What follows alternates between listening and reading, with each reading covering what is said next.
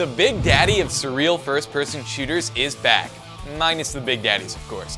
Anyway, the release of Bioshock Infinite couldn't come soon enough for fans, and with a whole new story, new powers, and an entirely new city to explore, the game promises a fresh take on the franchise. It's time to find out whether Infinite can rise up to its expectations, or if it will sink faster than a bathysphere.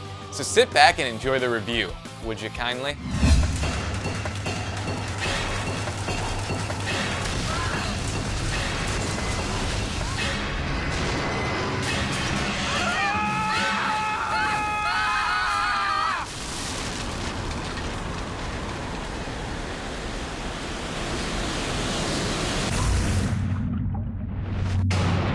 The world of Bioshock Infinite is incredibly well crafted. The journey to the city does an excellent job of forcing the player to view things from the character's perspective and puts the player in the mindset of someone who has just come to an impossible place.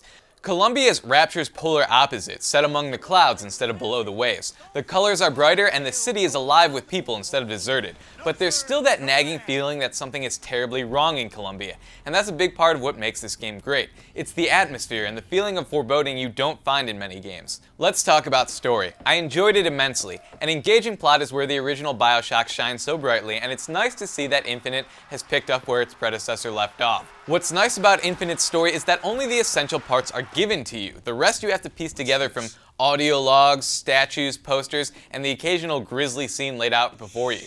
The themes of capitalism and free market from the first Bioshock game have been replaced with religion and racial purity, and there's even one part where you get to murder a bunch of folks that look suspiciously like Ku Klux Klan members. This was a highlight for me, as I've always thought that more games should allow you to kill the Klan members. I mean, we kill Nazis all the time, but these bastards end up getting off so easy. The original Bioshock did the silent protagonist thing so well that I was afraid that having a hero with a voice would be a mistake in Infinite. But I'm happy to say this is not the case. The voice acting in Infinite is exceptional, especially Courtney Draper's performance as Elizabeth. And the relationship between Booker and Elizabeth is definitely a highlight of the game. Okay, so the game has been earning points for visuals, story, and dialogue, but how does it play? The answer, pretty damn well. Enemies are diverse and frightening, environmental factors change the way you fight on a constant basis, and your powers and weapons combine beautifully to create a symphony of death and destruction. One of the things I really enjoy about this game was that it never let you forget that you were on a floating city miles in the air. And I never let my enemies forget, as knocking them off platforms for a long, terrifying drop was one of my favorite means of disposing of them. Another favorite of mine was the possession ability. You may remember being able to take control of Big Daddies in the last game, but this time around there's a fun little twist on possession, because some human opponents feel remorse for turning on their friends and actually kill themselves, which is horrifying and awesome at the same time. The gun deaths aren't so bad, but when they only have a baton and have to beat themselves to death, man, just vicious. I felt like in this game all of the abilities served a purpose, and while I used some of them less than others, none really felt useless, so kudos to the developers for balancing the abilities well. Bioshock Infinite also introduces gear, which gives you different attributes, ranging from damage bonuses for getting a kill streak to setting enemies on fire when you melee attack them.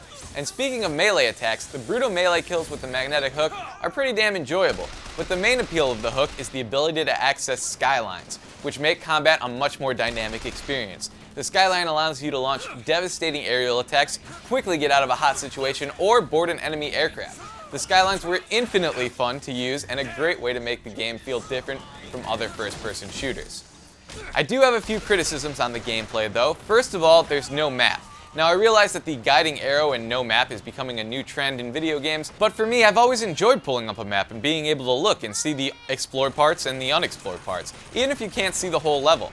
Because in a world so huge, it's easy to get lost from time to time, and I'd rather be able to pull up a map than have a green arrow tell me where to go. While we're on the subject of criticisms, I am also a little disappointed that Bioshock Infinite has only one ending, especially given the fact that you do periodically get to make choices in the game. Even a few minor changes based on decisions would have added to the game's replay value, and I would have been more excited to go back and make different decisions and see how they affected the ending. That being said, the one ending they did have is fantastic. It's deep and beautiful and a really rewarding finale to the game.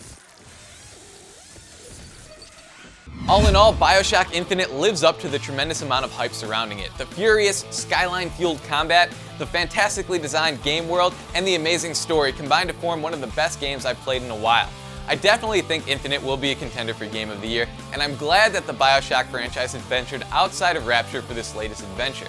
I give Bioshock Infinite 9.5 suicidal security guards out of 10. Thanks for watching, everyone, and we'll catch you next time.